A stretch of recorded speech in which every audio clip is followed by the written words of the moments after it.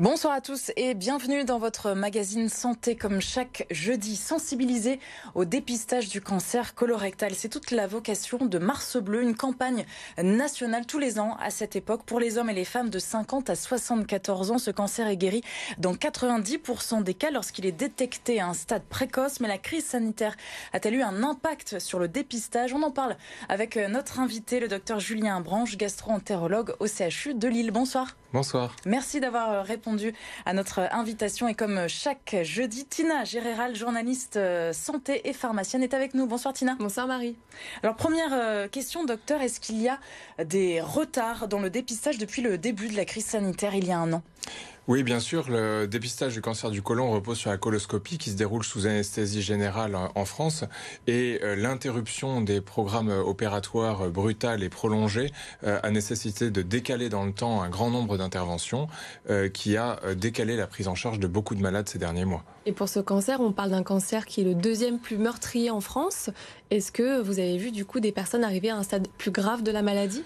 Effectivement, on a dû prendre en charge plusieurs mois après l'indication initialement portée par l'organisation des soins en France, et on a pris en charge des malades dont l'intensité de la maladie était sévère, et on pouvait effectivement imaginer que diagnostiqué quelques mois plus tôt, la situation aurait été différente et probablement plus facile à soigner. Alors, docteur, est-ce qu'on peut revenir un petit peu sur l'explication de ce cancer ? On parle aussi de colorectal, de rectum. On a un schéma justement qui s'affiche sur l'écran. Est-ce qu'il y a une différence entre les deux tout d'abord ?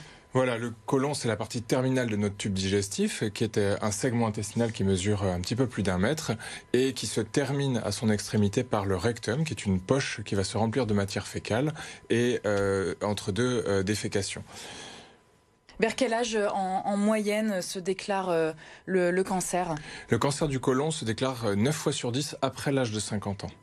Alors on a des chiffres également, 43 000 personnes au total en France sont touchées chaque année par le cancer colorectal. Il y a plus d'hommes que de femmes. Le cancer se guérit dans 9 cas sur 10. C'est beaucoup, c'est porteur d'espoir ça ? Oui, c'est une maladie qui est très fréquente et dont on connaît très bien l'histoire naturelle. C'est-à-dire que dans le côlon risque de se développer, c'est très fréquent dans notre société, des polypes qui sont des excroissances de chair qui, si on les laisse évoluer avec le temps, vont augmenter de taille avec un risque de cancérisation. Quand ils sont identifiés par le test de dépistage et traités par la coloscopie ou une intervention chirurgicale, l'ablation de ces lésions précancéreuses va permettre de faire disparaître et donc d'avoir un excellent pronostic de cette maladie. Alors pourquoi est-ce qu'il touche plus les hommes que les femmes, ce cancer ?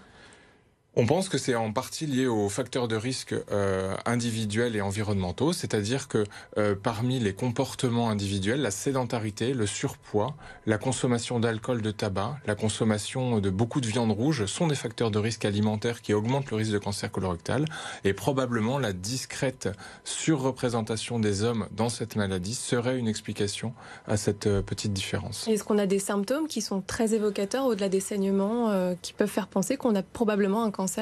Les symptômes arrivent lorsque la tumeur est installée et s'est développée dans le gros intestin. Les symptômes les plus fréquents sont les saignements intestinaux, le sang dans les selles ou le sang digéré dans les selles, les douleurs abdominales et les modifications du transit. L'objectif, c'est le dépistage, c'est-à-dire au contraire justement aller proposer à des gens qui n'ont aucun symptôme d'aller faire un test chez eux pour identifier la possible présence d'un polype qui ferait un cancer du côlon plus tard. Oui, comment ça se passe le test alors pour cette tranche d'âge concernée, 50-74 ans Entre 50 et 74 ans, on reçoit une invitation de la part de l'assurance maladie pour aller chercher chez son médecin traitant un document, une enveloppe dans laquelle il y a un kit qui est très bien fait et très simple pour faire le test à la maison. Il est entièrement pris en charge par l'assurance maladie et il consiste à déposer un filet sur la cuvette des toilettes dans laquelle la matière fécale va tomber et le prélèvement se fait très simplement à la maison avec le dispositif qui est fourni. Il est envoyé par la poste au laboratoire et le laboratoire va chercher la présence de sang humain invisible à l'œil nu qui témoigne de la possible présence d'une anomalie et en tout cas de la nécessité de voir un gastro-entérologue. Et on est assidu chez nous dans la région ou pas ? Et c'est difficile parce que c'est un test dont on ne parle pas assez, qui peut être oublié. surtout quand la situation sanitaire apporte d'autres préoccupations. Et il est très important, c'est la vocation de Mars Bleu, de communiquer pour inciter au maximum les gens à aller chercher ce test chez un médecin traitant, qui est très facile à faire et qui peut identifier un problème alors même qu'aucun symptôme n'est présent. Donc on peut récupérer le test auprès de son médecin traitant ou le recevoir par la poste, par l'assurance maladie? On le récupère chez son médecin traitant. D'accord. C'est le médecin traitant qui distribue ces documents. Et c'est pris en charge entièrement par l'assurance maladie? Totalement. La totalité de la prise en charge du test, qui est très simple à faire, est prise en charge par l'assurance maladie. Et ensuite, donc, on redépose son prélèvement en laboratoire? Par la poste. Tout est envoyé par courrier. Et quand c'est positif, qu'est-ce qui se passe, le processus ensuite? La plupart du temps, le test est négatif. Quelques tests sont positifs. S'il est positif, ça ne signifie pas qu'il y a une maladie. Cela signifie qu'il faut voir un gastro-entérologue pour poser l'indication d'une coloscopie qui va voir à l'intérieur du tube digestif si ce saignement est lié à un polype ou à un cancer du côlon. Mais dans plus de la moitié des cas, le test positif ne révèle pas d'anomalie particulière. Il est nécessaire de faire une coloscopie à ce stade. Alors, est-ce qu'on sait à quoi est dû le cancer? Et est-ce que, justement, on peut analyser un lien entre un dépistage précoce, des polypes identifiés précocement, et une prise en charge meilleure? Le cancer du côlon prend racine à la fois dans notre patrimoine génétique, dans l'histoire familiale. Quand il y a déjà des polypes ou des cancers du côlon dans la famille, il faut s'intéresser à ce problème-là et consulter un gastro-entérologue pour avoir une coloscopie. Et les facteurs de risque liés à l'environnement, c'est essentiellement l'absence d'exercice physique, la consommation d'alcool et le tabac, et la consommation de trop de graisse et de viande rouge notamment. Et les fibres dans l'alimentation, est-ce que ça a un rapport? Ça veut dire quoi exactement, les fibres? C'est un sujet qui a été extrêmement travaillé sur le cancer du côlon et qui est bénéfique pour le tube digestif et la prévention du cancer du côlon, notamment parce qu'il exclut tous les autres toxiques qu'on a cités précédemment. Et il est probable que la consommation de fibres soit bénéfique et limite le risque et l'évolution des cancers du côlon. Donc en fait, ça se fait bien en amont, hein, c'est-à-dire qu'au niveau de l'alimentation, de l'intestin, puis du côlon, puis du rectum, c'est un cancer qui peut être vraiment anticipé par une prise en charge d'un régime très précoce. Il est très important d'avoir une activité physique régulière et de limiter la consommation des toxiques comme l'alcool et le tabac pour préserver son côlon de l'apparition des polypes et du cancer du côlon. Et concernant les traitements, est-ce que la recherche avance, continue sur ces cancers-là? C'est bien sûr l'autre point qui fait l'excellent pronostic global de cette maladie, à la fois la qualité du dépistage, mais aussi la qualité des traitements, avec les progrès de la chirurgie qui ont permis d'enlever les tumeurs, et les progrès de la chimiothérapie qui comporte de très nombreux médicaments avec des mécanismes d'action très modernes pour bloquer les facteurs qui font pousser ces anomalies cancéreuses une fois qu'elles ont quitté le côlon pour aller envahir les ganglions ou d'autres organes. Et les traitements disponibles sont très nombreux et les traitements sont personnalisés. Docteur, vous restez avec nous. On continue avec les questions des téléspectateurs.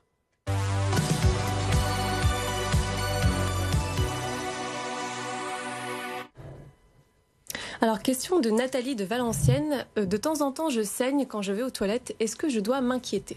Et oui, le saignement intestinal au moment où on va aux toilettes est quelque chose de très fréquent. Il peut avoir de multiples causes. Il est très important de ne pas le banaliser et d'aller consulter un gastro-entérologue afin de discuter la réalisation d'une coloscopie pour s'assurer que ce saignement ne soit pas lié à un polype ou un cancer du côlon.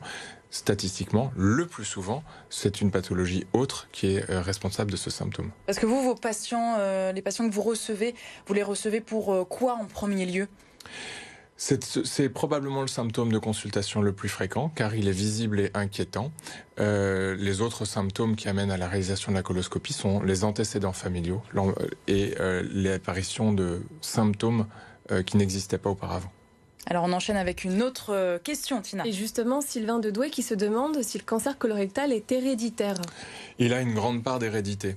Quand dans la famille, chez les parents, les frères et sœurs, il y a eu une tumeur cancéreuse du côlon, il faut absolument aller voir un spécialiste gastro-entérologue pour discuter et organiser la réalisation de coloscopies de surveillance et permettre le diagnostic précoce et la surveillance pour éviter toute anomalie. Et les coloscopies, justement, commencent plus tôt, même bien avant 50 ans, j'imagine, pour les enfants concernés? Voilà, il peut exister des situations avec des anomalies génétiques et des coloscopies qui débutent très tôt dans la vie, mais l'âge de la première coloscopie va dépendre de l'âge auquel le parent a été malade d'un polype ou d'un cancer du côlon, et chaque situation va être adaptée. Une situation du coup qui est familiale. On a une dernière question, la question de Rose de Douai. Est-ce que le cancer colorectal féminin est différent de celui masculin ? En dehors des facteurs de risque qui amènent à l'apparition d'un cancer du côlon qui sont toujours difficiles à qualifier à l'échelle individuelle, on ne peut pas vraiment dire que l'on soigne différemment le cancer du côlon de la femme. On est construit de la même façon. Voilà, ouais. Du moins sur ce sujet. Sur Mars Bleu, donc on le disait, hein, c'est le mois chaque année où on parle du dépistage. Est-ce qu'il est un petit peu effacé cette année ou même depuis 2 ans finalement avec cette crise ? Il est bousculé. Le Mars Bleu est une campagne de communication et de promotion du test de dépistage. Il y a néanmoins en ligne de nombreux sites qui vont proposer des visites virtuelles. Il y a des cabinets de gastroentérologie qui sont ouverts pour des journées portes ouvertes pour promouvoir la compréhension et le dépistage du cancer du côlon. Et l'essentiel des manifestations cette année se déroule en ligne, effectivement. On parlait des retards en début de magazine. Est-ce que vous pensez que vous allez, vous soignants, pouvoir rattraper le retard ? On essaye à tout prix. On subit une nouvelle vague d'épidémie qui contraint à baisser considérablement et brutalement l'activité et on essaye de garder le lien avec les patients qui sont victimes eux aussi de ces déprogrammations extrêmement angoissantes parce qu'ils décalent des prises en charge importantes. Les structures sont très associées entre elles pour essayer de collaborer et on essaie de garder le lien pour ne pas prendre de retard. Merci beaucoup, docteur Julien Branche, gastro-entérologue au CHU de Lille, d'avoir été notre invité ce soir. Donc, on le répète, faites-vous dépister. Merci, Tina. Merci. À la semaine prochaine pour un nouveau numéro de C'est votre santé. Et on se retrouve bien sûr demain, vendredi. On termine la semaine avec votre magazine Top Sortie pour découvrir la vie du musée d'art contemporain de Villeneuve-d'Ascq, le LAM, avec notre invité.